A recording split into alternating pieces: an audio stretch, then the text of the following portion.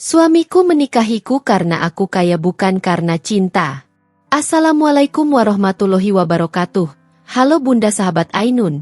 Semoga Bunda semuanya dalam keadaan sehat dan selalu bahagia ya. Kali ini Ainun akan membawakan cerita tentang Rani.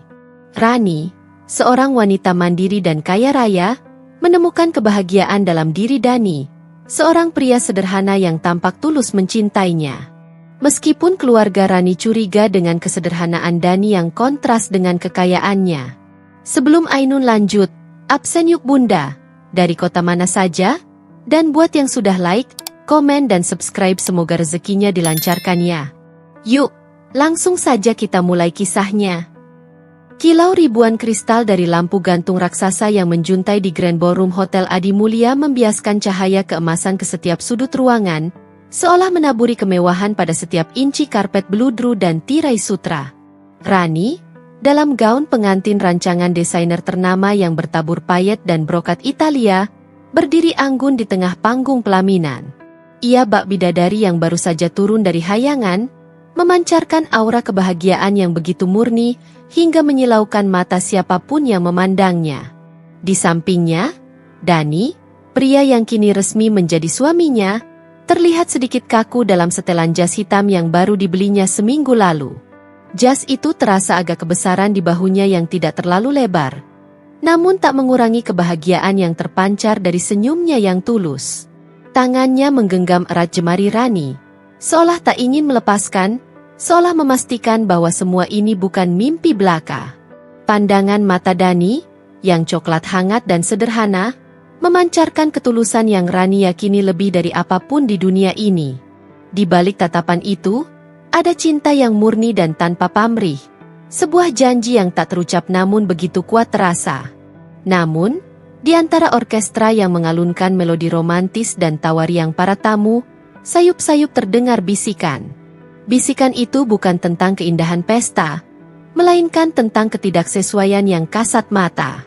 Sepasang mata tajam milik Tante Rina, adik dari almarhum ayah Rani, tak lepas mengawasi Dani. Tante Rina, dengan hidungnya yang mancung, gaya rambut bob yang selalu tertata sempurna, dan sorot mata yang penuh perhitungan, adalah benteng pertahanan terakhir keluarga Rani. Ia adalah satu-satunya yang berani menyuarakan keraguan dengan lantang ketika Rani pertama kali mengumumkan hubungannya dengan Dani. "Rani, kau yakin dengan pilihanmu?" desis Tante Rina waktu itu. Suaranya syarat akan kekhawatiran yang bagi Rani terdengar seperti bentuk protektif yang berlebihan, bahkan cenderung menghakimi. Pria itu, Dani, apa yang bisa dia berikan padamu? Kau punya segalanya. Nak, perusahaan ayahmu, butik-butik yang tersebar di kota besar, aset properti yang tak terhitung jumlahnya. Jangan sampai kau tertipu penampilan. Lelaki sederhana itu, entah apa motifnya mendekatimu. Rani hanya membalasnya dengan senyum tipis, menyembunyikan kekesalan yang samar. Baginya, Dani tidak perlu memberikan apapun secara materi. Ia sudah punya segalanya, lebih dari cukup untuk 7 turunan. Yang ia butuhkan adalah ketulusan, cinta, dan kebahagiaan yang tak bisa dibeli dengan lembaran uang paling banyak sekalipun. Dan semua itu ia temukan dalam diri Dani. Seorang teknisi lepas yang memperbaiki komputer di kantornya, seorang pria yang selalu menawarkan diri membawakan tas belanjaannya meskipun ia membawa supir pribadi, seorang lelaki yang dengan sabar mendengarkan keluh kesahnya tentang pekerjaan tanpa menghakiminya, dan yang paling penting, Dani adalah orang pertama yang memperlakukannya sebagai Rani, bukan sebagai Rani dari keluarga Adi Mulia yang kaya raya. "Tante, Dani tulus mencintaiku. Aku tahu itu. Dan aku mencintainya. Dia tidak melihatku karena hartaku, dia melihatku apa adanya," jawab Rani kala itu, suaranya tegas, penuh keyakinan yang tak tergoyahkan. Kini, di hari pernikahannya, keraguan Tante Rina masih menggantung di udara, tak kasat mata namun terasa seperti kabut tipis yang dingin. Ia melihat bagaimana Rani bersinar, begitu bahagia dan mencintai, seolah dunia berputar hanya untuk mereka berdua. Namun, Tante Rina juga melihat Dani, yang terkadang terlihat kikuk saat bersalaman dengan kolega-kolega bisnis Rani yang mengenakan jam tangan seharga mobil, atau sedikit canggung ketika seorang pelayan hotel menawarkan minuman mahal yang mungkin belum pernah ia cicipi. Tante Rina memperhatikan detail-detail kecil itu, dan di benaknya, semua itu adalah bukti. Bukti dari sebuah jurang perbedaan yang sangat lebar, yang suatu saat nanti, menurutnya, akan menjadi alasan keretakan. Pernikahan ini terlalu indah untuk menjadi kenyataan. Gumam Tante Rina pada dirinya sendiri, menyilangkan tangan di dada, pandangannya lurus ke arah pelaminan. Biasanya, yang terlalu indah itu justru yang paling rapuh. Rani terlalu polos dalam urusan hati. Rani tidak mendengar bisikan itu. Ia juga tidak merasakan keraguan yang menguar dari sudut ruangan. Ia hanya melihat masa depan. Masa depan panjang dan bahagia yang akan ia rajut bersama Dani. Ia percaya, cinta mereka, yang sederhana namun kuat, akan mampu mengalahkan segala perbedaan latar belakang, segala keraguan dari pihak keluarga, dan segala bisikan skeptis dari lingkungan sosial. Sebuah babak baru telah dimulai, bukan hanya pernikahan, melainkan sebuah perjalanan panjang untuk membuktikan bahwa cinta tulus memang ada, bahkan di tengah dunia yang serba materialistis. Rani siap melakoninya dengan segenap hati, dengan keyakinan penuh bahwa bersama Dani, kebahagiaan sejati akan menjadi miliknya. Setelah kilau pesta pernikahan meredup dan bisikan-bisikan perlahan lenyap ditelan kesibukan, kehidupan Rani dan Dani memasuki fase baru. Fase yang bagi Rani adalah wujud nyata dari kebahagiaan sempurna. Ia percaya, cinta sejati berarti memberi tanpa batas, dan itulah yang ia lakukan. Setiap hari, Rani bangun dengan senyum di wajahnya, penuh semangat untuk menunjukkan pada Dani betapa besar cintanya. Minggu pertama pernikahan mereka dihabiskan dengan bulan madu singkat di Bali, tempat Rani sengaja memilih villa sederhana di Ubud, jauh dari hiruk-pikuk seminyak yang glamor. Ia ingin Dani merasa nyaman, tidak terbebani oleh kemewahan yang biasanya mengelilinginya. Dani tampak menikmati setiap momennya. Matanya berbinar saat mereka berjalan kaki menyusuri sawah atau menikmati kopi di warung pinggir jalan. Senyumnya yang tulus adalah hadiah terbesar bagi Rani. Namun, sekembalinya ke Jakarta, Rani mulai melangkah lebih jauh. Ia ingin Dani merasa setara, bukan lagi pria sederhana yang menikahi wanita kaya.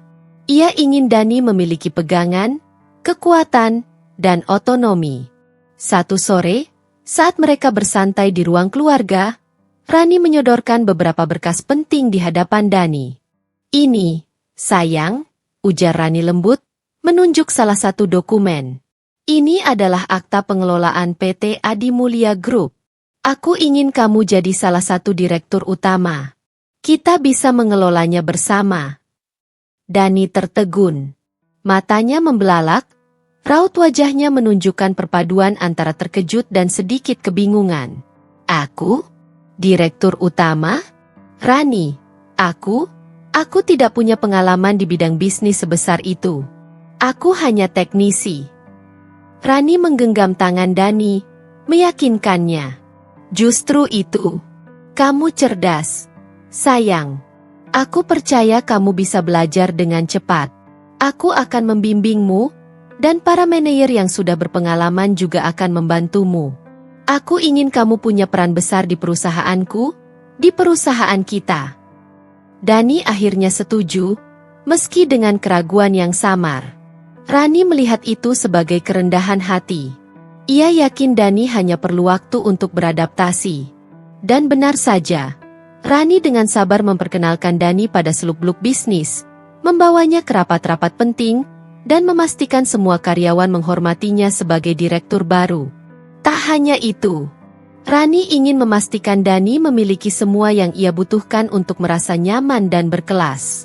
Dalam beberapa bulan setelah pernikahan, rumah lama Dani yang sederhana dijual, dan Rani membeli sebuah rumah mewah di kawasan elit Jakarta Selatan, atas nama Dani. "Ini rumah kita, sayang, tapi aku ingin atas namamu. Agar kamu merasa ini benar-benar milikmu, milik kita berdua," kata Rani saat menyerahkan sertifikat rumah itu. Dani tampak terharu, memeluk Rani erat. Terima kasih, Rani. Aku tidak tahu harus bilang apa. Tidak berhenti di situ. Sebuah mobil sport mewah terbaru juga terparkir rapi di garasi. Sebuah hadiah kejutan dari Rani. Agar kamu tidak perlu lagi naik taksi atau kendaraan umum saat ke kantor. Jelas Rani dengan senyum cerah. Dani hanya bisa tersenyum simpul. Matanya berkaca-kaca. Puncaknya, Rani bahkan mengalihkan beberapa aset properti lainnya, termasuk beberapa unit apartemen dan sebidang tanah strategis di pinggir kota, atas nama Dani. Ia memastikan semua proses hukum berjalan lancar dan tanpa celah. Bagi Rani, semua ini adalah investasi untuk masa depan mereka, bukti nyata dari totalitas cintanya. Ia ingin dunia tahu, dan terutama Dani, bahwa ia tidak main-main dengan pernikahannya. Ia ingin Dani merasakan bahwa ia adalah bagian tak terpisahkan dari dunianya. Dunia yang dulunya hanya diisi oleh dirinya sendiri dan kekayaannya. Tentu saja, semua keputusan ini sampai ke telinga Tante Rina. Ia sempat datang berkunjung, mencoba menasihati Rani, bahkan melarangnya. Rani, kau gila? Menyerahkan perusahaan? Mengalihkan aset-aset berharga atas namanya? Bagaimana jika dia tidak tulus? Nada suara Tante Rina meninggi, penuh kepanikan. Namun Rani tetap teguh. Tante, aku percaya Dani. Dia suamiku. Aku mencintainya, dan aku tahu dia juga mencintaiku. Aku melakukan ini karena aku ingin dia merasa nyaman, merasa memiliki. Apa gunanya semua kekayaan ini jika tidak bisa kubagi dengan orang yang kucintai? Tante Rina hanya bisa menggelengkan kepala, pergi dengan wajah masam dan kekhawatiran yang semakin tebal. Ia merasa tak berdaya melihat keponakannya yang begitu dibutakan oleh cinta. Sementara itu, Dani, yang kini memiliki segalanya yang dulu tak pernah ia bayangkan, perlahan mulai menunjukkan perubahan. Ia menjadi lebih percaya diri. Bahkan terkadang memberikan instruksi pada bawahan di perusahaan dengan nada yang sedikit angkuh. Ia mulai sering menghabiskan waktu dengan teman-teman barunya, para kolega bisnis Rani, yang hidup dalam kemewahan serupa. Rani melihat perubahan itu sebagai sesuatu yang positif.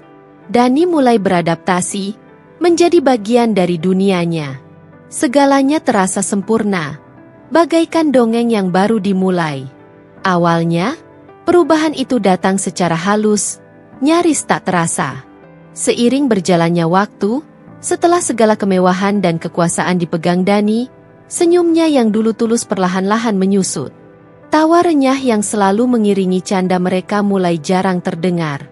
Rani menyadarinya, tentu saja, tapi ia memilih menepisnya. Mungkin Dani hanya sedang beradaptasi dengan tekanan pekerjaan barunya, pikirnya. Atau mungkin ia hanya lelah setelah seharian menghadapi rapat dan angka-angka. Rani berusaha memahami, memberikan ruang, dan tak henti-hentinya menopang. Namun, perubahan itu semakin kentara. Dani mulai sering pulang larut, terkadang bahkan menjelang dini hari. Alasannya selalu sama, rapat dengan klien, atau ada proyek mendadak yang harus diselesaikan. Rani, yang selalu menunggunya pulang dengan hidangan favorit di meja makan, seringkali menemukan makanannya dingin dan tak tersentuh. Ia akan mencoba bertanya, suaranya dipenuhi kekhawatiran yang ia coba sembunyikan. Dani, kamu sibuk sekali akhir-akhir ini? Aku khawatir kamu kelelahan. Rani akan berucap lembut, sambil mengusap lengan suaminya. Dani hanya akan mengangguk singkat, pandangannya seringkali kosong atau langsung tertuju pada ponselnya. Ya, begitulah, Ran. Pekerjaan di perusahaanmu kan memang banyak. Kamu sendiri yang bilang aku harus fokus. Nada suaranya menjadi lebih datar, dingin, jauh dari kehangatan yang dulu selalu memancar dari dirinya. Setiap sentuhan, setiap upaya Rani untuk mendekat, seringkali disambut dengan penarikan diri yang halus namun terasa menyakitkan. Pernah suatu malam, Rani yang tak sanggup lagi menahan rindu akan kehangatan suaminya, menyelinap ke samping Dani yang sudah terlelap. Ia memeluknya dari belakang, berharap sentuhan itu bisa mengembalikan kedekatan mereka. Namun, Dani justru menggeliat, seolah terganggu, dan membalikkan badannya memunggungi Rani. Hati Rani mencelos. Dingin. Sikap Dani kini benar-benar dingin. Rasa sepi mulai menyelimuti hari-hari Rani, padahal ia berada dalam pernikahan yang sempurna di mata orang lain. Rumah besar yang dulu selalu ramai dengan tawa kini terasa hampa. Mobil mewah Dani seringkali kosong di garasi, pertanda suaminya entah di mana. Telepon dari teman-teman yang mengajaknya bersosialisasi mulai jarang diangkat Dani. Ia seolah membangun dinding tak terlihat di sekelilingnya, menjauh dari Rani, menjauh dari kehidupan yang dulu mereka bangun bersama. Kecurigaan mulai merayap pelan di benak Rani. Ini bukan lagi sekadar sibuk. Ada yang berbeda, sesuatu yang lebih dalam. Ia mencoba menyatukan kepingan-kepingan teka-teki itu. Mengapa Dani tidak lagi bercerita tentang harinya? Mengapa ia selalu menghindari tatapan mata Rani? Dan mengapa, setiap kali Rani mencoba mengorek lebih dalam, Dani akan bereaksi defensif, bahkan sedikit kesal? Ada apa sebenarnya? Dani, kamu tidak seperti biasanya. Rani mencoba lagi, suatu pagi saat Dani bersiap-siap pergi. Apa ada masalah di kantor yang tidak bisa kamu ceritakan padaku? Aku istrimu, sayang. Dani berhenti memakai dasinya, menatap Rani melalui cermin. Sorot matanya menunjukkan kejengkelan yang kentara. Tidak ada apa-apa, Rani. Aku sudah bilang, aku sibuk. Urusan perusahaan itu rumit. Kamu tidak akan mengerti. Ia lalu berbalik dan buru-buru keluar tanpa menoleh lagi, meninggalkan Rani berdiri terpaku di kamar, dengan pertanyaan tak terjawab yang menggantung di udara. Tangis Rani pecah setelah pintu tertutup. Ia merasa seperti orang asing di rumahnya sendiri, di samping suaminya sendiri. Kebahagiaan yang dulu meluap-luap kini terasa seperti ilusi yang perlahan sirna. Janji-janji cinta tulus yang dulu diyakininya kini terasa hampa. Perubahan yang tak terduga ini, sikap dingin dan jarak yang tercipta, menggerogoti hati Rani perlahan-lahan, membuat hatinya terasa beku. Dinginnya sikap Dani semakin menggerogoti hati Rani. Rumah yang dulu hangat kini terasa seperti museum. Tempat kenangan indah tersimpan namun tak lagi bisa disentuh. Ia menghabiskan malam-malamnya menatap layar ponsel, menunggu notifikasi dari Dani yang tak kunjung datang, atau menatap langit-langit kamar yang gelap, mencoba memahami apa yang telah mengubah suaminya. Pikiran-pikiran negatif mulai merangkak. Namun Rani selalu berusaha menepisnya, bersikeras bahwa ini hanyalah fase, ujian dalam pernikahan mereka. Namun, dunia luar tak sepi dari bisikan. Rani, yang selalu dikelilingi oleh lingkaran sosial yang luas dan karyawan yang loyal, mulai mendengar desas-desus. Awalnya hanya samar, seperti angin lewat yang membawa serpihan daun kering. Kemudian, bisikan itu menjadi lebih jelas, lebih terstruktur, dan tak lagi bisa diabaikan. Suatu siang, saat Rani makan siang dengan sahabat lamanya, Lia, di sebuah kafe langganan, Lia berhati-hati memulai percakapan. Rani, maaf sebelumnya, aku tidak bermaksud ikut campur. Lia menyesap jus jeruknya, matanya menatap Rani penuh keraguan. Tapi, beberapa temanku yang lain, mereka bilang melihat Dani di tempat-tempat yang agak, ya, bukan seperti tempatmu biasa pergi. Hati Rani langsung mencelos, namun ia berusaha tersenyum tipis. Mungkin dia sedang ada urusan bisnis. Lia, Dani kan sekarang direktur, banyak relasi yang harus dibangun. Lia menghela napas. Bukan itu, Ran. Mereka melihatnya dengan wanita lain. Lia mencondongkan tubuhnya, suaranya merendih. Beberapa kali, di sebuah klub malam di daerah selatan, juga di restoran Italia di Kuningan. Dunia Rani seolah berhenti berputar. Udara di sekelilingnya terasa menipis. Otaknya berputar cepat, mencari segala alasan untuk menyangkal. Tidak mungkin, Lia, katanya, suaranya gemetar. Dani tidak akan pernah. Dia sangat mencintaiku. Air mata mulai menggenang di pelupuk matanya. Namun ia berusaha keras menahannya. Mungkin itu orang lain yang mirip dengannya. Atau salah lihat. Lia hanya bisa menggenggam tangan Rani erat. Pandangan matanya menunjukkan keprihatinan mendalam. Aku hanya menyampaikan apa yang kudengar, Ran. Semoga saja mereka salah. Bisikan itu tak berhenti di situ. Beberapa hari kemudian, saat Rani berkunjung ke salah satu butiknya di pusat perbelanjaan, manajer butiknya, Ibu Siti, mendekat dengan wajah ragu-ragu. Ibu Siti sudah bekerja untuk Rani bertahun-tahun. Hubungannya bukan lagi sekadar atasan dan bawahan, melainkan seperti keluarga. Bu Rani, maaf sekali saya harus mengatakan ini, ujar Ibu Siti pelan, menunduk. Kemarin sore, saya melihat Pak Dani. Beliau sedang makan di restoran sebelah butik dengan seorang wanita.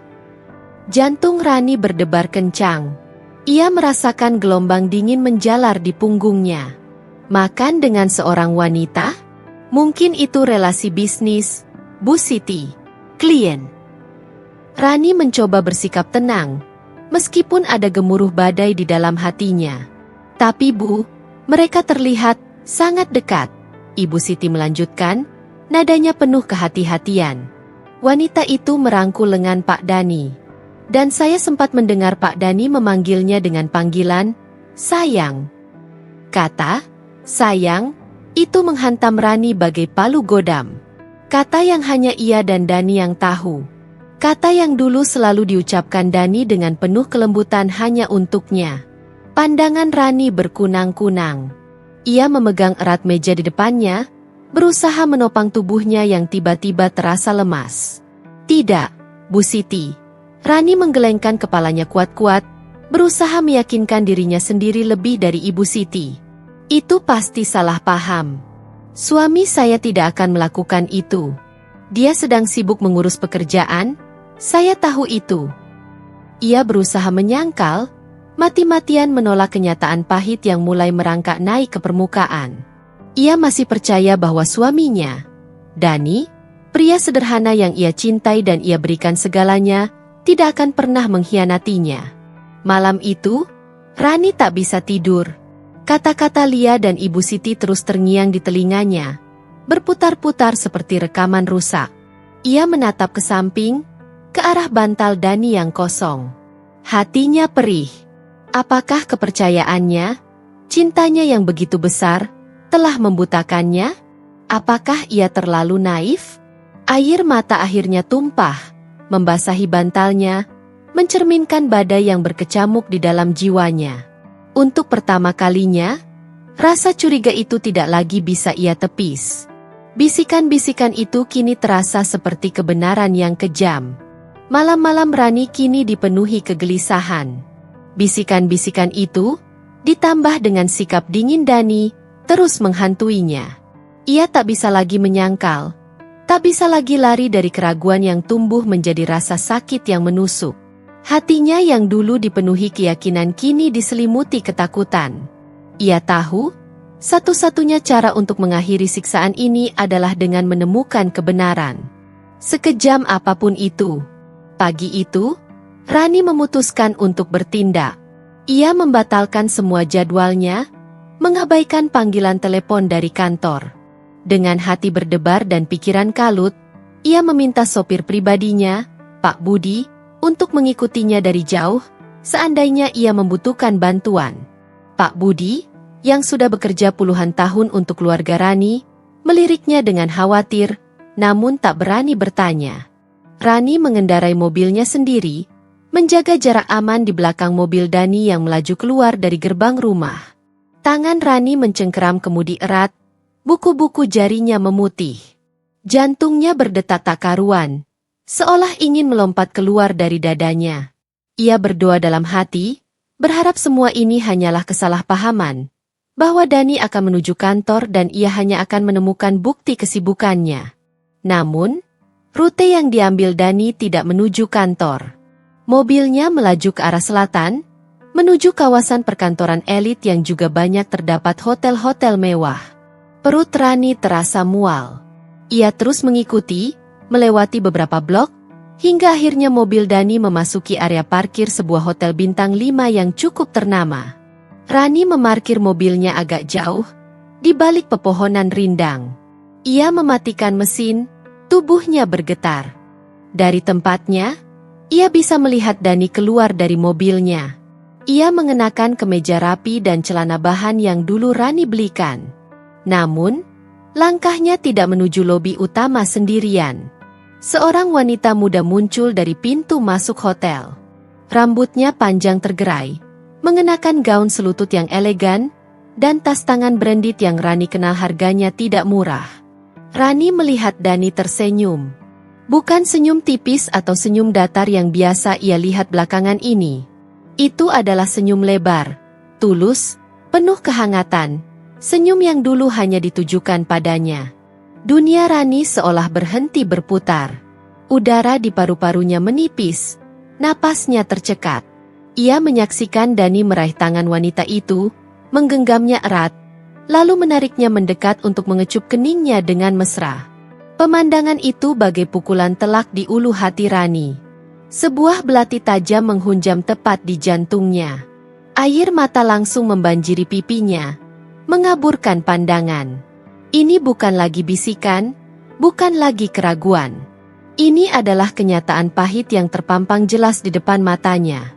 Wanita itu tertawa renyah, tawa yang tak pernah lagi Rani dengar dari bibir Dani saat bersamanya.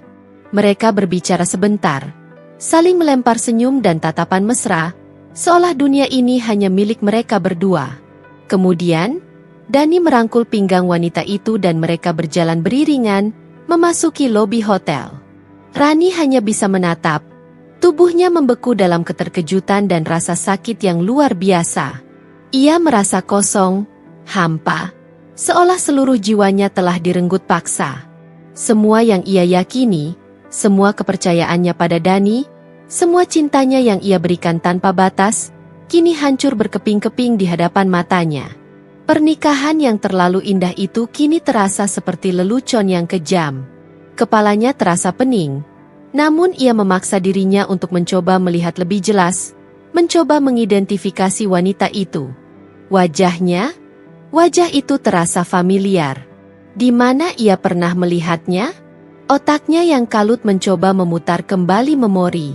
Semakin ia menatap, semakin jelas. Sebuah nama tiba-tiba terlintas, membeku di bibirnya. Andini. Waktu itu, sebelum Rani mengenal Dani, Dani pernah bercerita sekilas tentang masa lalunya. Tentang seorang kekasih yang sangat dicintainya, yang meninggalkannya karena ia miskin dan tak punya masa depan. Nama itu, Andini. Dani pernah menyebutnya dengan nada sendu, sebuah masa lalu yang ia sebut sudah terkubur. Dunia Rani benar-benar runtuh seketika. Bukan hanya pengkhianatan, tapi juga penipuan. Dani tidak hanya berselingkuh, ia berselingkuh dengan mantan kekasihnya. Orang yang pernah ia cintai sepenuh hati, yang meninggalkannya karena kemiskinan, kini kembali setelah Dani memiliki segalanya. Sakit hati itu bercampur dengan amarah, kepedihan, dan rasa dibodohi yang luar biasa. Rani merasakan pahitnya ludah di tenggorokannya. Ia telah memberikan segalanya, bukan hanya harta, tapi juga hatinya, kepercayaannya, dan impian masa depannya. Semua itu hanya untuk dihancurkan seperti ini. Rani terisak. Tangisnya pecah, bukan lagi isakan pelan, melainkan raungan kesakitan yang tertahan. Ia mengepalkan tangannya, memukul setir mobil berulang kali, melampiaskan segala amarah dan kepedihan yang tak tertahankan. Ini lebih dari sekadar mimpi buruk. Ini adalah kenyataan yang jauh lebih menyakitkan dari apapun yang pernah ia bayangkan. Rani mengemudi pulang dalam keadaan linglung. Mobilnya melaju otomatis, seperti dikendalikan oleh kekuatan lain, sementara jiwanya hancur berkeping-keping. Air mata terus mengalir, membasahi pipinya yang terasa kebas dan bengkak. Rumah mewah yang dulu Rani banggakan, yang ia bangun dengan impian tentang kebersamaan, kini terasa dingin dan asing, menjadi saksi bisu kehancuran hatinya. Setelah mengunci diri di kamar selama berjam-jam, menangisi kenyataan pahit yang baru saja ia lihat di hotel, mengutuk kebodohannya, amarah perlahan-lahan mulai menggantikan kesedihan. Amarah yang membakar, mengobarkan keinginan untuk tahu lebih banyak. Ia tak bisa lagi hanya meratapi nasib. Ia harus mencari tahu. Dengan tangan gemetar dan napas yang masih tersengal, Rani menghubungi seorang detektif swasta terkemuka yang direkomendasikan oleh pengacaranya beberapa tahun lalu, Pak Arya.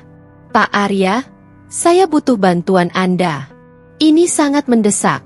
Suaranya serak, nyaris tak dikenali, terdengar seperti bisikan orang yang baru saja lolos dari jurang kematian. Pak Arya datang keesokan harinya. Rani menceritakan semuanya dengan detail yang menyakitkan. Dari perubahan sikap Dani yang mendadak, bisikan-bisikan mencurigakan yang ia dengar, hingga pemandangan menyakitkan di hotel yang meremukkan hatinya. Ia tak melewatkan satupun detail. Bahkan saat air mata kembali membanjiri pipinya. Pak Arya mendengarkan dengan saksama, sesekali mencatat poin-poin penting, wajahnya menunjukkan empati namun tetap profesional. Saya mengerti, Bu Rani. Ini situasi yang sangat sulit. Saya akan menyelidikinya secepat mungkin. Tapi saya harus peringatkan, kebenaran kadang lebih pahit dari yang kita duga. Siapkan diri Anda. Rani mengangguk pahit, mengepalkan jemarinya. Saya siap, Pak Arya. Saya harus tahu kebenarannya, tidak peduli seberapa menyakitkan itu. Beberapa hari berikutnya adalah siksaan bagi Rani. Setiap dering telepon membuatnya terlonjak, antara berharap dan takut akan berita yang datang. Akhirnya, laporan dari Pak Arya tiba. Sebuah amplop coklat tebal berisi tumpukan dokumen yang terasa begitu berat di tangannya. Isi laporannya bagaikan pukulan bertubi-tubi yang menghantam sisa-sisa hati Rani yang sudah rapuh. Foto-foto, transkrip percakapan yang rinci, salinan bukti transfer bank, bahkan rekaman suara samar, semuanya terangkum rapi, membentuk jaring pengkhianatan yang begitu kejam, begitu terencana. Dani dan Andini ternyata tidak hanya berselingkuh. Mereka sudah menjalin hubungan kembali bahkan sebelum pernikahan Rani dan Dani dilangsungkan. Pertemuan mereka di kafe, di restoran, di klub malam yang diceritakan Lia dan Ibu Siti, bukanlah sekadar kencan gelap. Itu adalah bagian dari perencanaan yang matang. Bukti pertama yang menghantam Rani adalah salinan percakapan telepon antara Dani dan Andini yang berhasil disadap oleh tim Pak Arya. Tanggal percakapan itu bahkan jauh sebelum Dani melamar Rani. Transkrip percakapan telepon 2 bulan sebelum pernikahan. Andini, jadi, bagaimana? Sudah sejauh mana rencanamu dengan Rani si anak manja itu? Dani, sebentar lagi, sayang. Dia sudah benar-benar terpikat. Mudah sekali. Dia pikir aku cinta tulus padanya. Hah? Aku sudah berhasil membuatnya menyerahkan sebagian besar pengelolaan bisnisnya kepadaku.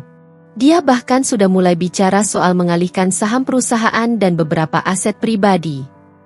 Andini tertawa sinis. Bagus. Aku tak sabar menunggu kita bisa hidup enak dengan harta si bodoh itu. Ingat, Dani, bagianku jangan sampai kurang. Dulu kau tinggalkanku karena miskin. Sekarang giliran kita yang kaya raya. Dani, tenang saja, sayang. Semuanya sudah diatur. Aku janji, sebentar lagi kita tidak perlu lagi bekerja keras seperti ini.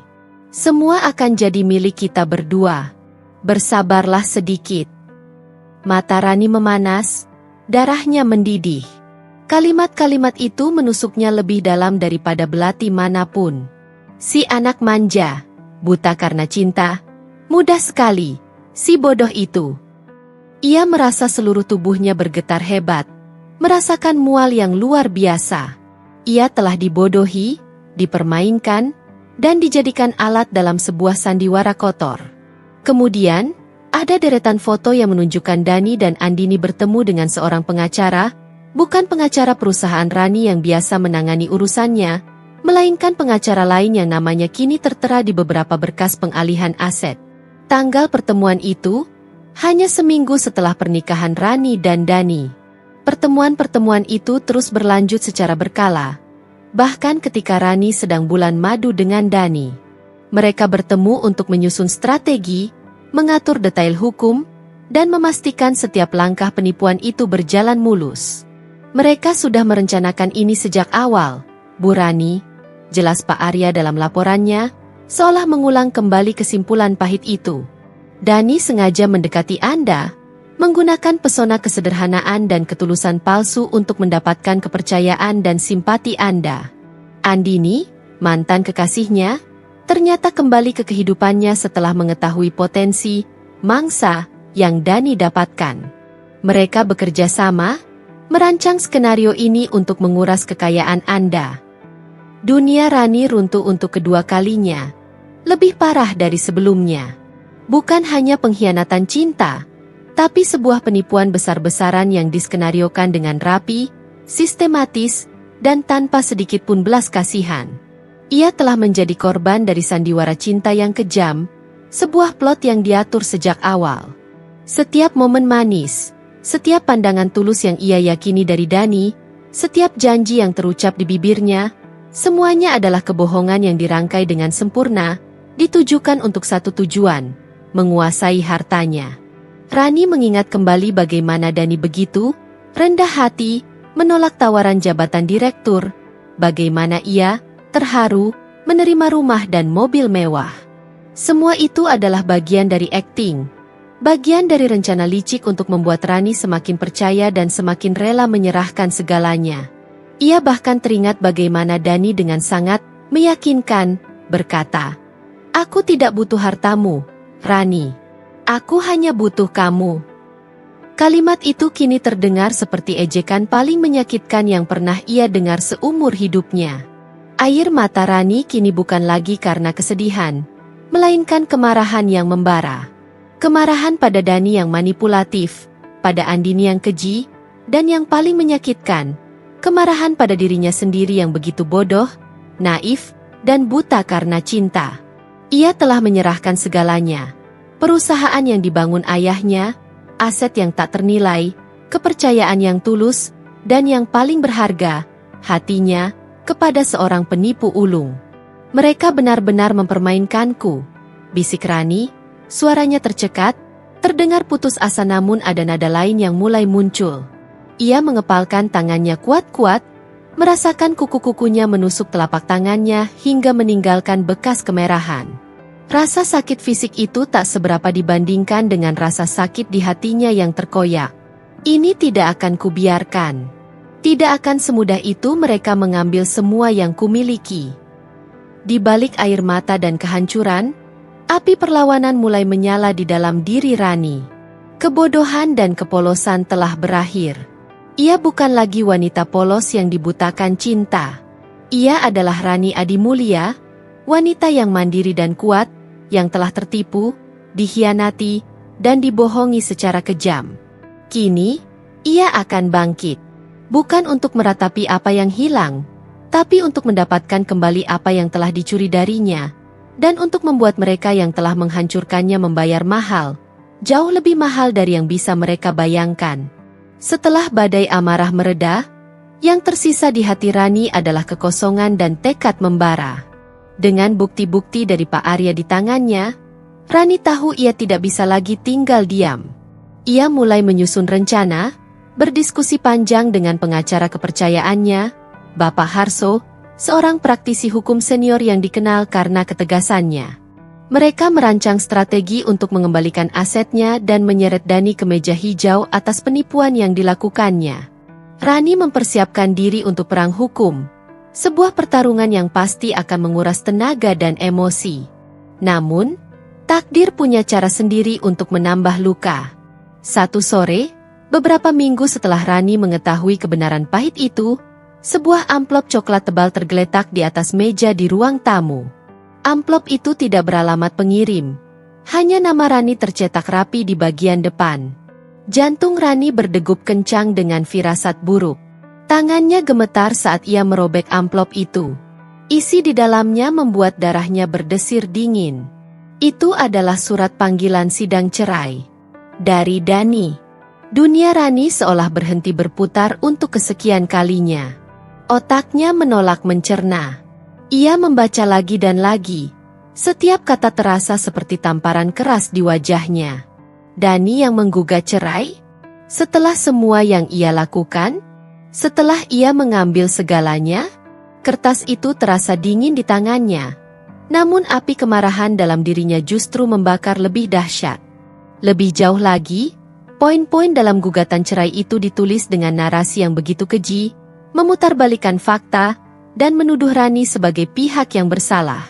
Dani menuduh Rani tidak mampu memberikan kebahagiaan sejati, bahwa Rani terlalu sibuk dengan pekerjaannya, bahwa ia dingin dan tidak perhatian, dan ironisnya, bahwa Rani terlalu materialistis dan tidak memahami kebutuhan seorang suami. Bahwa penggugat, Dani, merasa tidak lagi menemukan kecocokan dan kebahagiaan dalam rumah tangga, disebabkan oleh sikap tergugat, Rani, yang terlalu fokus pada harta benda dan mengabaikan kebutuhan emosional penggugat sebagai seorang suami. Rani tertawa hambar, tawa yang terdengar mengerikan di telinganya sendiri. Tuduhan itu begitu menggelikan, begitu menjijikkan, sekaligus menusuk tepat ke ulu hatinya. Ia yang memberikan segalanya, yang rela melepaskan kendali atas perusahaannya, yang membeli rumah dan mobil atas nama suaminya, kini dituduh tidak bisa memberikan kebahagiaan? Dituduh materialistis? Orang yang paling materialistis di sini adalah Dani sendiri, yang menjadikan pernikahannya sebagai sarana untuk mengeruk keuntungan. Amarah dan rasa sakit itu bercampur aduk menjadi badai dalam dirinya. Ia merasa dihina, direndahkan, dan dipermainkan hingga ke tulang sumsum. Ini bukan hanya tentang perceraian, tapi juga tentang upaya Dani untuk membalikan posisi, menjadikan dirinya korban sementara Rani adalah penjahatnya. Sebuah strategi kotor untuk melarikan diri dengan semua yang sudah ia curi, dan bahkan mendapatkan simpati publik. Rani mengingat kembali bagaimana Tante Rina memperingatkannya, bagaimana bisikan-bisikan itu menyiksanya. Semua ini adalah konsekuensi dari kebutaan cintanya. Namun, ia tidak akan membiarkan Dani menang. Ia tidak akan membiarkan kebohongan ini berkuasa. Tak lama setelah itu, telepon Rani berdering. Nama Dani tertera di layar. Dengan napas gemetar, Rani mengangkatnya. "Halo," suara Dani terdengar datar, nyaris tanpa emosi. "Kau sudah menerima suratnya, bukan?"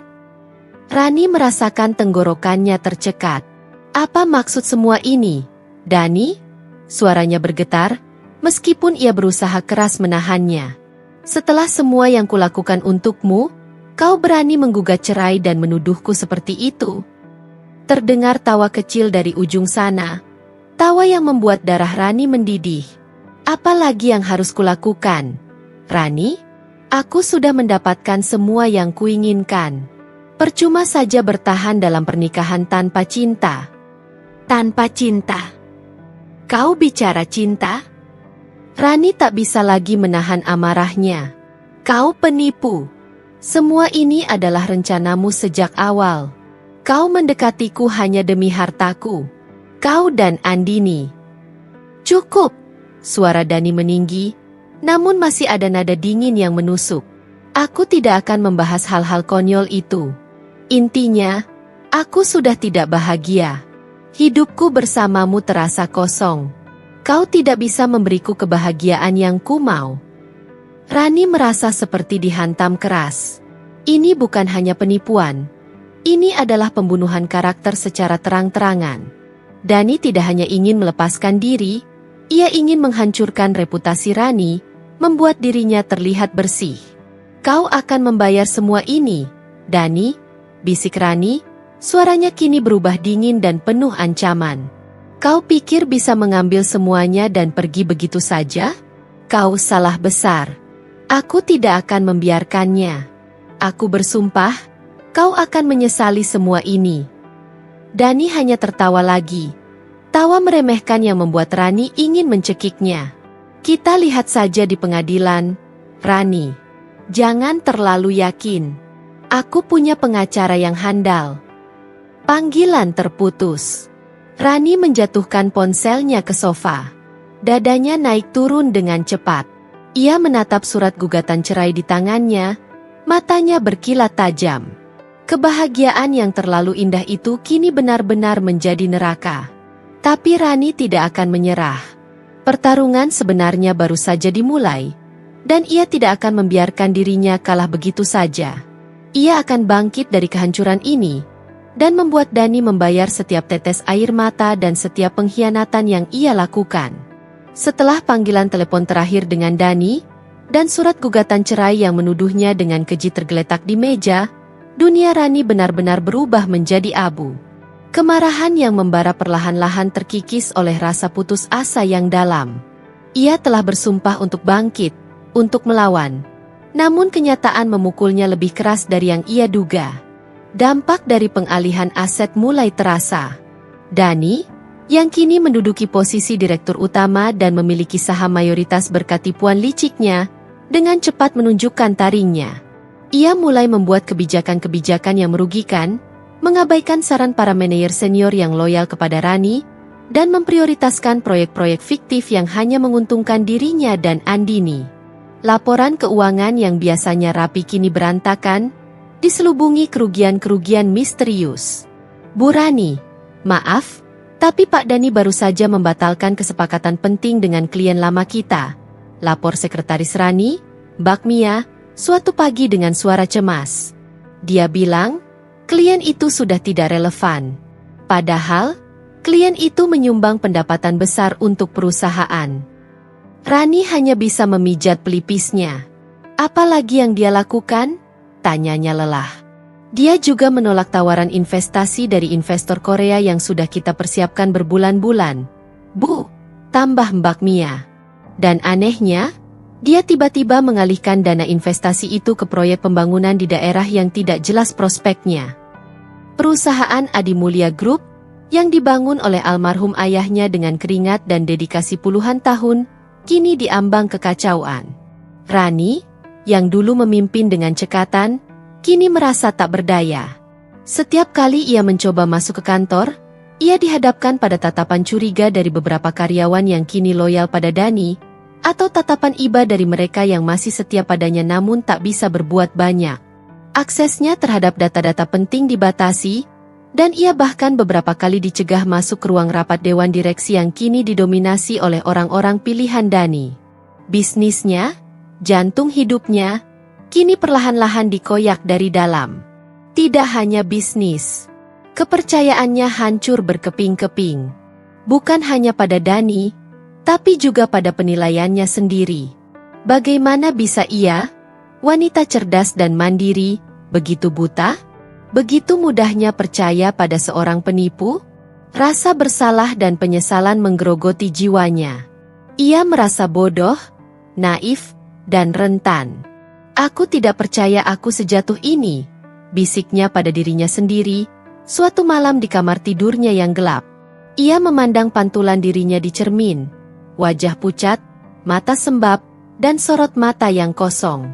Ini bukan Rani yang dulu. Ini adalah Rani yang hancur. Lingkaran sosialnya pun ikut terdampak. Beberapa teman menjauh. Mungkin karena tak nyaman dengan drama perceraiannya, atau mungkin karena mereka melihat Rani sebagai wanita yang lemah dan rentan. Tante Rina, yang dulu sering memperingatkannya, kini datang berkunjung dengan tatapan iba yang justru terasa seperti duri. Sudah kuduga ini akan terjadi, Rani, kata Tante Rina lembut, mengusap punggung keponakannya. Tapi kau tak mau dengar. Sekarang, apa yang akan kau lakukan? Bisnismu hancur. Suamimu merebut segalanya. Rani tak sanggup menjawab. Setiap kata yang keluar dari bibir Tante Rina terasa seperti penekanan pada kegagalannya. Ia hanya bisa menangis, tenggelam dalam kesendiriannya. Ia merasa tidak punya siapa-siapa lagi.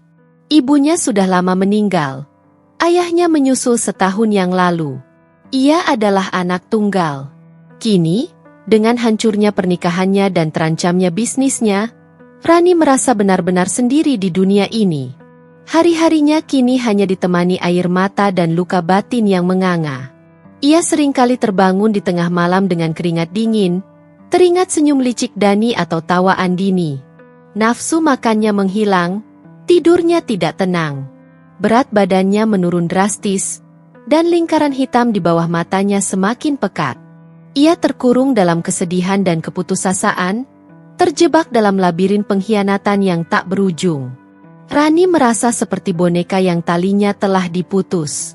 Kekuatan yang dulu ia miliki seolah lenyap begitu saja, digantikan oleh rasa hampa yang menusuk.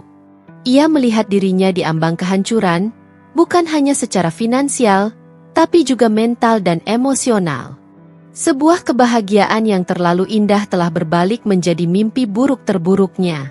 Kabut keputusasaan menyelimuti Rani selama berminggu-minggu, mengubah hari-harinya menjadi rangkaian momen kosong yang diisi air mata dan keheningan. Telepon dari Pak Harso, pengacaranya, seringkali hanya dibalas dengan gumaman lemah. Undangan rapat penting dari para manajer setia di perusahaan diabaikannya. Ia terperangkap dalam penjara kesedihan yang ia ciptakan sendiri, di rumah mewah yang kini terasa seperti monumen kegagalannya. Cermin menjadi musuh, memantulkan bayangan wanita rapuh yang tak ia kenali, wajah pucat, mata sembab, dan sorot mata kosong yang menggantikan kilau kehidupannya. Namun, di tengah kegelapan yang pekat, ada secercah cahaya yang perlahan menembus. Bukan dari dunia luar, melainkan dari kedalaman jiwanya sendiri. Ada bisikan samar, sebuah ingatan tentang siapa Rani Adimulia yang sebenarnya. Ia adalah putri dari seorang pebisnis ulung, wanita yang telah membangun kerajaan dengan tangan dan otaknya sendiri. Ia adalah wanita mandiri yang selalu bangga akan kekuatannya. Apakah ia akan membiarkan seorang penipu mengambil segalanya dan menghancurkan dirinya? Satu sore, saat ia terbaring lemah di ranjang, ponselnya bergetar. Sebuah pesan dari Lia, sahabat lamanya. "Ran, aku tahu kamu sedang hancur, tapi aku di sini. Aku tidak akan membiarkanmu sendirian. Kita akan melewati ini. Aku akan datang ke rumahmu besok. Kita bicara." Pesan itu, sederhana namun penuh ketulusan, menjadi percikan api pertama. Keesokan harinya, Lia benar-benar datang. Ia tidak datang sendiri. Ia membawa sekotak besar makanan kesukaan Rani, beberapa majalah, dan yang terpenting, kehadirannya yang menenangkan. Lia tidak banyak bicara. Ia hanya memeluk Rani erat, membiarkan Rani menangis di bahunya, meluapkan semua kepedihan yang selama ini ia pendam. Setelah tangisan Rani mereda, Lia mulai berbicara, bukan dengan nada menghakimi, melainkan dengan suara yang lembut namun tegas. "Ran, sampai kapan kamu akan begini?" tanya Lia, mengusap punggung Rani. "Aku tahu ini berat, sangat berat, tapi ini bukan akhir. Kamu bukan hanya Rani yang punya uang banyak. Kamu Rani yang cerdas, yang kuat, yang tidak mudah menyerah. Ayahmu tidak akan senang melihatmu begini." Kata-kata Lia, menyebut nama ayahnya, menusuk hati Rani. Ayahnya adalah inspirasinya, panutannya. Ayahnya telah mengajarkannya untuk tidak pernah menyerah pada kesulitan, untuk bangkit setiap kali jatuh. Air mata Rani kembali menetes. Namun kali ini bukan air mata kesedihan, melainkan air mata kesadaran. Aku tidak tahu harus mulai dari mana." "Lia," bisik Rani, suaranya parau. "Semua sudah diambil. Perusahaanku hancur." Lia menarik diri dari pelukan, menatap Rani lurus di mata. "Kita mulai dari nol. Kalau perlu. Kamu punya otak, kamu punya pengalaman, kamu punya nama. Dan kamu punya aku. Kamu tidak sendirian. Kita bisa membangunnya lagi, bersama-sama." Ucapan Lia seperti mantra yang merasuki jiwa Rani. Ia mulai merasa ada secercah harapan. Hari-hari berikutnya, Lia tak pernah absen menjenguk. Ia memaksa Rani untuk makan, mengajaknya berjalan-jalan di taman, bahkan sesekali mendiskusikan ide-ide bisnis baru. Ia adalah jangkar yang menahan Rani agar tidak tenggelam lebih dalam. Secara perlahan, Rani mulai bangkit. Ia memaksa dirinya untuk mandi, untuk mengganti piyama dengan pakaian rapi. Ia mulai membalas pesan Pak Harso, mengatur pertemuan dengannya, dan mendengarkan saran-saran hukum dengan lebih saksama. Ia tahu, perjuangan ini akan panjang dan melelahkan, tapi ia tidak sendirian. Langkah pertama yang ia lakukan adalah menghubungi para manajer senior yang loyal kepadanya di Adi Mulia Group. Ia bertemu mereka secara diam-diam, di luar kantor, mendengarkan laporan mereka tentang kekacauan yang diciptakan Dani. Wajah-wajah lelah namun penuh harapan dari para karyawannya menjadi motivasi baru bagi Rani. Mereka percaya padanya, dan Rani tidak bisa mengecewakan mereka. "Kita akan berjuang bersama, Bu Rani," ujar Pak Budi, kepala divisi keuangan yang sudah puluhan tahun mengabdi, matanya berbinar. "Kami semua tahu apa yang sebenarnya terjadi. Kami akan membantu Ibu." Dukungan itu memberikan kekuatan baru bagi Rani. Dengan bantuan Lia dan para manajer setia, Rani mulai membangun kembali hidup dan usahanya, praktis dari nol. Ia tahu bahwa secara hukum, aset-aset besar masih berada di tangan Dani. Namun, Rani masih memiliki beberapa properti pribadi yang tidak sempat ia alihkan, dan yang terpenting, ia memiliki nama baik, reputasi, dan jaringan bisnis yang luas. Ia mulai merancang sebuah strategi. Ia tidak akan melawan Dani secara langsung di medan pertempuran yang Dani ciptakan, setidaknya tidak untuk saat ini. Ia akan membangun kembali kekuatannya, menyusun kembali pasukannya, dan baru kemudian menyerang. Rani menyewa kantor kecil, jauh dari pusat kota, menjadi markas barunya. Ia mulai menghubungi klien-klien lama yang ia percaya, menjelaskan situasinya secara garis besar, dan menawarkan kerjasama baru di bawah bendera yang berbeda. "Aku akan membuktikan pada Dani, pada Andini, dan pada dunia bahwa mereka tidak bisa menghancurkanku," janji Rani pada Lia suatu malam. Matanya kini memancarkan kembali kilau keteguhan. "Mereka mengambil hartaku, tapi mereka tidak bisa mengambil semangatku. Mereka tidak bisa mengambil diriku." Rani Adi Mulia telah kembali. Terluka parah, tapi tidak hancur. Ia adalah Phoenix yang bangkit dari abu, siap untuk pertarungan yang jauh lebih besar dari sekadar perceraian. Ia akan merebut kembali hidupnya, dan membuat Dani menyesali setiap kebohongan dan pengkhianatan yang telah ia lakukan. Bab 10. Membuka kedok Dani. Dengan tekad baja yang kini membakar jiwanya, Rani tak lagi membuang waktu dalam kesedihan. Luka batin masih ada, tentu saja. Namun kini ia menyalurkannya menjadi energi untuk bergerak.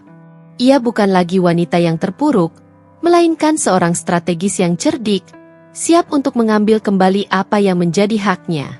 Pertarungan hukum melawan Dani, apalagi dengan gugatan cerai yang dilayangkan suaminya itu, akan sangat kompleks. Dani telah mengambil langkah pertama, menuduh Rani tidak mampu memberikan kebahagiaan. Ini adalah trik kotor untuk menjatuhkan mentalnya dan membuatnya terlihat bersalah di mata hukum. Rani tidak akan membiarkan itu. Langkah pertama Rani adalah memperkuat tim hukumnya. Ia mengadakan pertemuan maraton dengan Bapak Harso dan timnya. Kali ini, Rani datang bukan dengan air mata, melainkan dengan daftar permintaan yang jelas dan bukti-bukti yang telah ia kumpulkan dengan bantuan Pak Arya. "Kita akan menggugat balik, Pak Harso," ucap Rani tegas, matanya memancarkan keyakinan. Gugat cerai, gugatan balik atas penipuan, dan juga penggelapan aset perusahaan. Bapak Harso mengangguk. "Tepat sekali, Bu Rani. Gugatan cerai Dani memang menjadi keuntungan bagi kita. Itu menunjukkan bahwa dia sendiri yang ingin mengakhiri pernikahan ini, terlepas dari alasan palsu yang dia buat. Kita akan mematahkan narasi dia satu persatu." Rani dan timnya mulai bekerja dalam senyap, ibarat operasi militer yang terencana. Mereka tahu, Dani dan Andini pasti akan mencoba melarikan diri dengan semua uang dan aset yang telah mereka curi. Maka, setiap langkah harus tepat dan terukur. Rani secara diam-diam mengumpulkan bukti penipuan Dani yang lebih terperinci.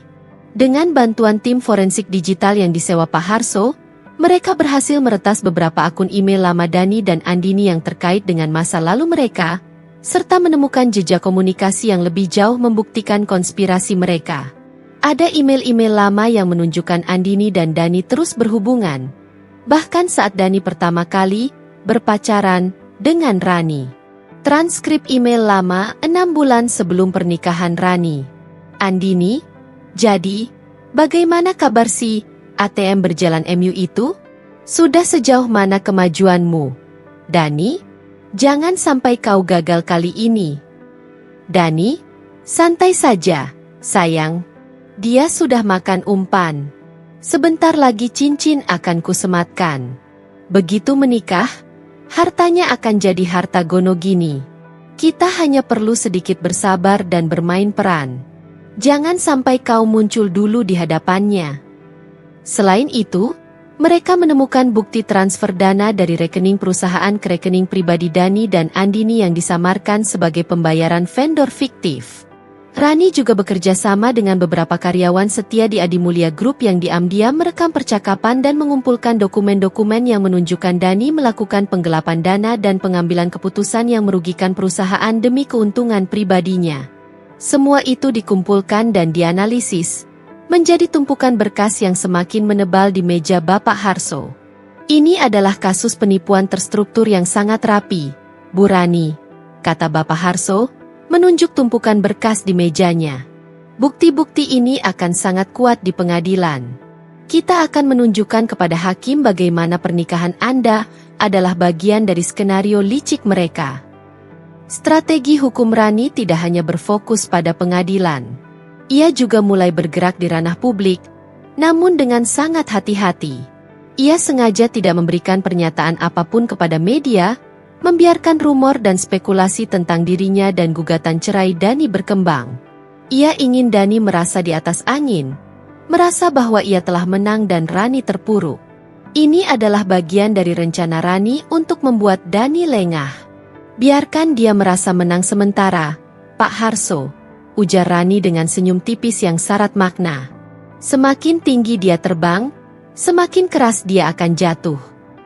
Akhirnya, dengan semua bukti terkumpul dan strategi matang, Rani siap melancarkan serangannya. Pada suatu pagi yang cerah, saat pengadilan dipenuhi awak media yang meliput kasus perceraiannya, Rani dan Bapak Harso melangkah masuk. Mereka membawa serta tumpukan berkas yang jauh lebih tebal dari yang dibawa pengacara Dani. Di dalam ruang sidang, di hadapan hakim dan pengacara Dani, Bapak Harso dengan tenang dan lugas menggugat balik Dani atas semua aset yang diambil secara tidak sah dan juga atas tuduhan penipuan. Dengan setiap kalimat yang diucapkan Bapak Harso, dengan setiap bukti yang diserahkan, wajah Dani di seberang sana berubah pucat pasi. Ia yang semula terlihat pongah dan yakin akan kemenangannya, kini tampak terkejut, bahkan ketakutan. Bapak Harso memaparkan semua bukti, transkrip email dan percakapan, bukti transfer dana yang disamarkan, hingga kesaksian para karyawan loyal Rani yang siap bersaksi tentang kebijakan Dani yang merugikan perusahaan. Yang mulia hakim, ujar Bapak Harso dengan suara lantang, klien kami, Ibu Rani Adimulia, bukanlah pihak yang mengabaikan kebutuhan emosional suami seperti yang dituduhkan. Justru sebaliknya, beliau adalah korban dari penipuan terencana dan sistematis yang dilakukan oleh penggugat, Dani, dengan motif untuk menguasai harta kekayaan Ibu Rani Adimulia. Pernikahan ini, Yang Mulia, adalah bagian dari sandiwara keji yang telah diskenariokan sejak awal. Ruang sidang hening. Media di belakang Rani mulai ramai berbisik-bisik. Wajah pengacara Dani terlihat panik. Sementara Dani, yang duduk di samping pengacaranya, kini tampak benar-benar terpojok. Ia melirik Rani, matanya penuh kemarahan yang bercampur ketakutan. Rani menatap Dani tanpa ekspresi. Tidak ada air mata, tidak ada kemarahan yang meledak-ledak. Hanya tatapan dingin yang dipenuhi tekad. Ini adalah awal dari pembalasan dendamnya. Awal dari upaya Rani untuk mendapatkan kembali hidupnya. Kedok Dani kini mulai terbuka. Pernyataan lugas Bapak Harso dan tumpukan bukti yang diserahkan Rani sontak mengubah atmosfer ruang sidang. Bisik-bisik media semakin riuh, kamera-kamera berkedip tanpa henti, dan wajah-wajah pengacara Dani terlihat panik. Dani sendiri, yang tadinya duduk angkuh, kini tampak pucat pasi, Bola matanya bergerak gelisah melirik ke arah Rani. Ia tak menyangka serangan balik ini akan begitu telak. Rani menatap Dani dengan dingin, tanpa ekspresi. Tidak ada lagi air mata, tidak ada kemarahan yang meledak-ledak. Hanya tatapan tajam yang dipenuhi tekad. Ia melihat kepanikan di mata Dani, dan itu memberinya kepuasan yang samar. Sidang ditunda untuk memberikan waktu bagi pihak Dani untuk mempelajari bukti-bukti baru tersebut. Media segera mengerubungi Rani dan Bapak Harso begitu mereka keluar dari ruang sidang. Bu Rani, apa tanggapan Anda mengenai gugatan balik ini? Tanya seorang reporter. Apakah ini berarti pernikahan Anda sejak awal adalah penipuan? Sambung yang lain. Rani menatap lurus ke kamera. Saya hanya ingin keadilan. Jawabnya singkat, suaranya tenang namun jelas. Semua bukti akan berbicara. Saya yakin kebenaran akan terungkap. Bapak Harso menambahkan, klien kami telah menjadi korban penipuan yang sangat terstruktur. Kami akan memastikan semua aset yang diambil secara tidak sah dikembalikan, dan pelaku akan menerima konsekuensi hukum yang setimpal. Berita tentang gugatan balik Rani segera menyebar luas seperti api di padang rumput kering. Masyarakat yang tadinya beranggapan Rani adalah wanita kaya yang kurang perhatian, kini mulai melihat perspektif lain. Simpati publik mulai bergeser ke pihak Rani, terutama setelah beberapa media massa berhasil mendapatkan salinan transkrip email Dani dan Andini yang menjadi bagian dari bukti. Tekanan mulai terasa di kubu Dani. Telepon Rani tidak berhenti berdering. Beberapa kolega lama Dani, yang dulu ia dekati demi relasi bisnis, kini mulai menjaga jarak. Bahkan beberapa investor yang sempat tertarik pada proyek-proyek baru Dani di Adimulya Group, mulai menarik diri karena khawatir dengan kasus hukum yang sedang berjalan. Andini, yang selama ini bersembunyi di balik bayangan Dani, mulai menunjukkan kegelisahan. Rani mendengar kabar dari Lia bahwa Andini sempat terlihat panik di sebuah kafe, menelepon Dani dengan nada suara yang tinggi. Dani, ini semua salahmu. Kenapa bisa dia tahu semuanya? Apa yang akan kita lakukan sekarang? Teriak Andini melalui telepon, seperti yang didengar oleh salah satu informan Rani. Tenang, aku sedang mengurusnya. Jangan panik, jawab Dani, suaranya dipenuhi frustrasi.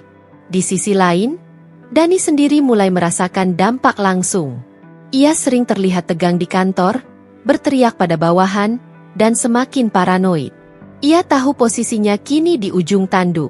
Aset-aset yang sudah atas namanya kini terancam dibekukan oleh pengadilan, bahkan bisa disita sebagai barang bukti. Beberapa hari sebelum sidang berikutnya, Dani mencoba menghubungi Rani. Ia menelepon berkali-kali, namun Rani selalu mengabaikannya. Akhirnya, Dani mengirimkan pesan singkat. Dani, Ran, tolong angkat teleponku.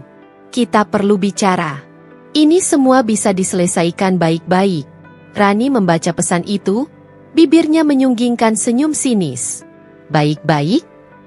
Setelah semua yang ia lakukan, Rani tidak membalas. Ia tahu, ini hanyalah bagian dari kepanikan Dani. Pada sidang berikutnya, ketegangan semakin terasa. Dani hadir dengan wajah lesu, matanya cekung.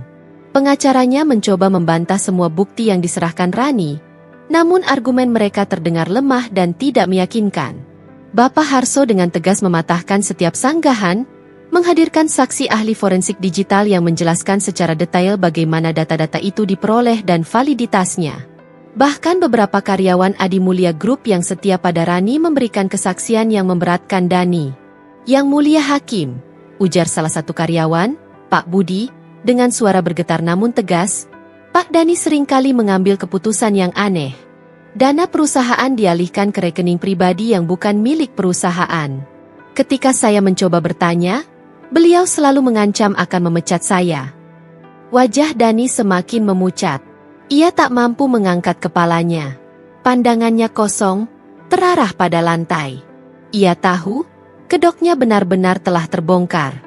Panggung sandiwara yang ia bangun dengan susah payah kini runtuh di hadapan matanya sendiri. Rani memperhatikan setiap reaksi Dani. Ia melihat bagaimana Dani yang dulu pongah kini terlihat seperti pengecut. Kemenangan ini terasa manis, namun juga hambar.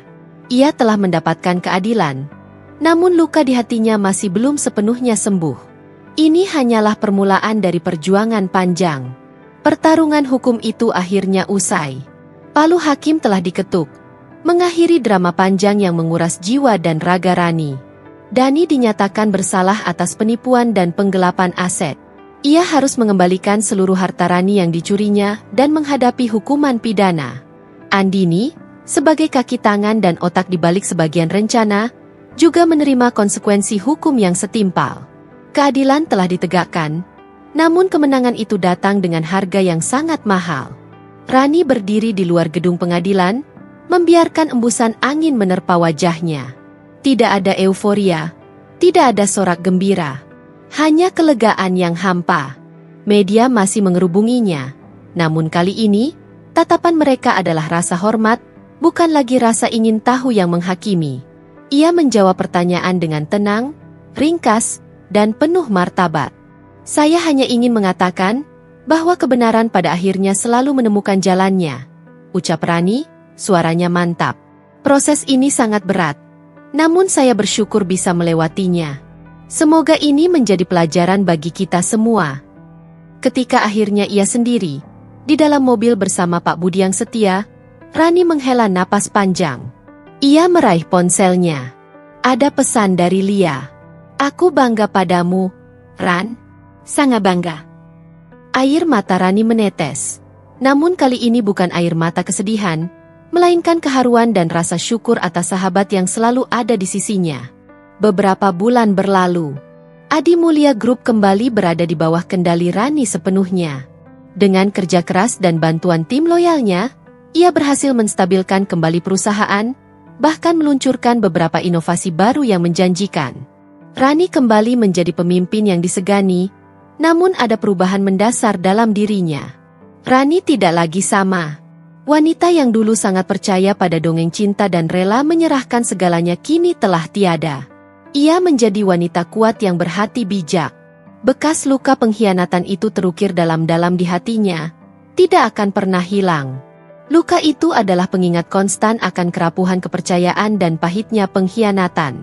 Ia menjadi lebih berhati-hati, lebih waspada, dan tidak lagi mudah percaya pada janji manis. Dinding emosional yang dulu ia runtuhkan untuk Dani, kini kembali terbangun, lebih kokoh dari sebelumnya. Ia tak lagi terburu-buru dalam urusan asmara. Banyak pria datang mendekat, terpesona oleh kekuatan dan keberhasilan barunya, namun Rani hanya tersenyum tipis. Hatiku belum siap. Ia akan berucap pada Lia. Aku butuh waktu untuk menyembuhkan diriku sendiri. Malam-malamnya kini diisi dengan membaca buku, merencanakan strategi bisnis, atau sekadar menikmati ketenangan di rumahnya yang kini terasa lebih hangat tanpa kehadiran Dani. Ia belajar mencintai kesendirian, mencintai proses pemulihan dirinya. Ia menyadari bahwa kebahagiaan sejati tidak datang dari bergantung pada orang lain, apalagi dari validasi eksternal. Kebahagiaan sejati datang dari dalam dirinya, dari rasa bangga atas apa yang telah ia lalui dan capai. Suatu sore, Rani mengunjungi makam ayahnya. Ia membawa seikat bunga lili putih kesukaan almarhum. Angin semilir berdesir di antara pohon-pohon, seolah berbisik menenangkan. Rani duduk bersimpuh, mengusap nisan ayahnya. Ayah, bisiknya, suaranya sedikit bergetar namun penuh ketenangan. Aku tahu ayah pasti bangga. Aku sudah melewati badai itu. Aku mungkin sempat terpuruk, tapi aku bangkit lagi. Aku belajar banyak hal, ayah. Tentang manusia, tentang kepercayaan, dan tentang kekuatan diri sendiri. Air mata menetes perlahan di pipinya, bukan air mata kepedihan masa lalu, melainkan air mata haru yang bercampur dengan rasa lega. Meski luka itu membekas, ia tidak lagi membiarkannya mendefinisikan dirinya. Ia telah memaafkan Dani, bukan karena Dani layak, tetapi karena Rani layak untuk bebas dari belenggu kebencian. Ia tahu, rasa dendam hanya akan meracuni dirinya sendiri. Rani tidak lagi mencari pembalasan. Tujuan hidupnya kini bukan untuk menghukum orang lain, melainkan untuk mencintai dirinya sendiri sepenuhnya. Mencintai setiap bagian dari dirinya, termasuk bekas luka yang telah membentuknya menjadi pribadi yang lebih tangguh dan bijaksana. Ia ingin menjadi inspirasi bagi wanita lain, bahwa keterpurukan bukanlah akhir, melainkan awal dari sebuah kebangkitan. Rani mendongak, menatap langit senja yang memerah. Sebuah senyum tulus terukir di bibirnya. Senyum yang kini jauh lebih dalam dan bermakna dibandingkan senyum polos yang dulu. Ia telah membuka lembaran baru dalam hidupnya. Lembaran yang mungkin tidak lagi diwarnai dengan romansa dongeng yang sempurna, tapi dihiasi dengan ketenangan, kekuatan, dan cinta sejati pada diri sendiri. Dan itu, bagi Rani, adalah kebahagiaan yang jauh lebih abadi.